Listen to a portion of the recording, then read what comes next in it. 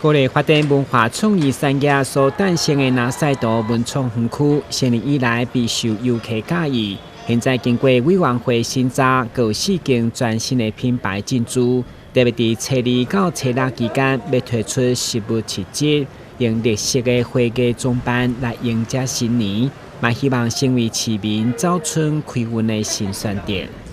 我们开始发想出不同的市集，那如何让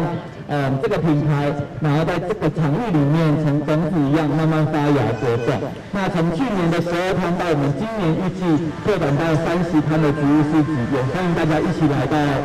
我们的新春植物市集，跟我们一起共享。那也希望在这疫情期间，我们每个人每个平台和每一间店里面，大家都可以来到每个角落去探索蓝赛图最美的地方。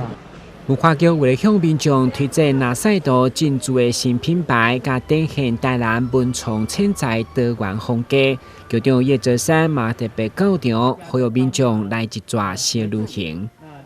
赛图文创园区这边常常有很多特色的市集，所以它不像说有些地方它是固定的主题。那在我们这个地方可以看到不同主题的市集，像这一次即将在过年期间。就有所谓以植物为主的所谓的市集，所以我想这也是我们今年在行春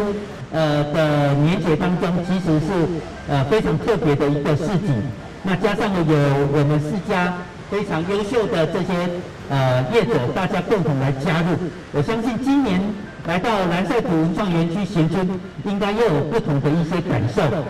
文化局表示，过年期间，南赛道除了以实物作为主题市集，也有实在体验、讲座以及真侪手工品牌轮流设档，欢迎民众把机会来抢好康。今日新闻，阮子采访报道。